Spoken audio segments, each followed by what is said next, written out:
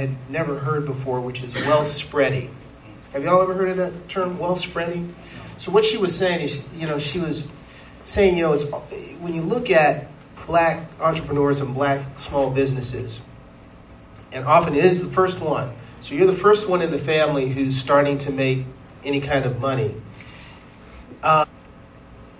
For us, we feel a responsibility not just to be successful, but we want to bring our family with us, right? And so we will take whatever wealth that we are beginning to accumulate, and we'll make sure that, listen, we're taking care of the sisters and the brothers, and we're taking care of, the cousins, and because my mother got to make sure you take care of your mom, right? And you begin to take care of the family. What that does, though, is it makes it difficult, she was saying, and I think she's absolutely right because I know this experience, to essentially build enough wealth at a critical mass where you're now building intergenerational wealth, right? And I thought that was such an interesting idea because when I think about the vice president's policy agenda, it is one that actually sees black entrepreneurs not simply as business people, but people who are in a context in which they're taking care of aging parents.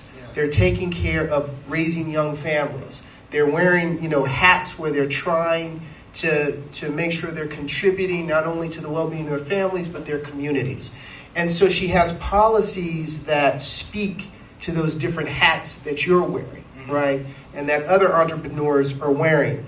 And so, for instance, she's one of the things that she's very proud of is having worked over the last a couple of years to cap the cost of insulin for seniors at $35 a month, right? And she wants to expand that to everyone now. And when you think about, who in this country disproportionately suffers from diabetes, you know what that means for our community, right? She's talked about how proud she is that she was able to, with the president, cut the child poverty rate for black families in half, right? And that's why she wants to extend this child tax credit so that we can continue to keep black children from falling into poverty. Because again, that's part of the context in which all of these black entrepreneurs live in.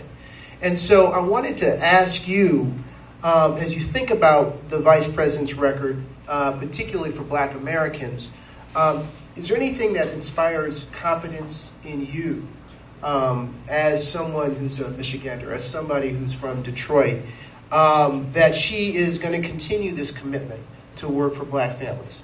Yes, the word inspire, like when I read through the policy, this one line popped out at me, and that was the fact that she would create situations in which black entrepreneurs could take care of their parents into retirement.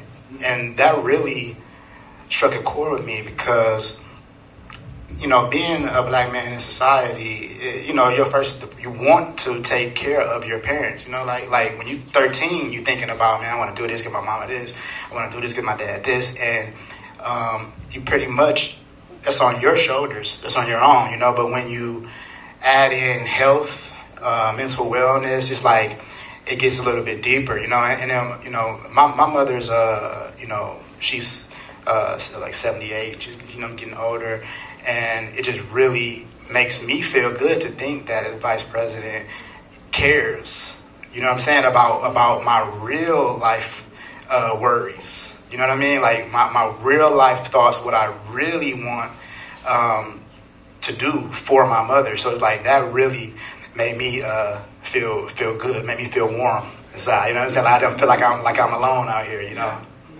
No, that's true.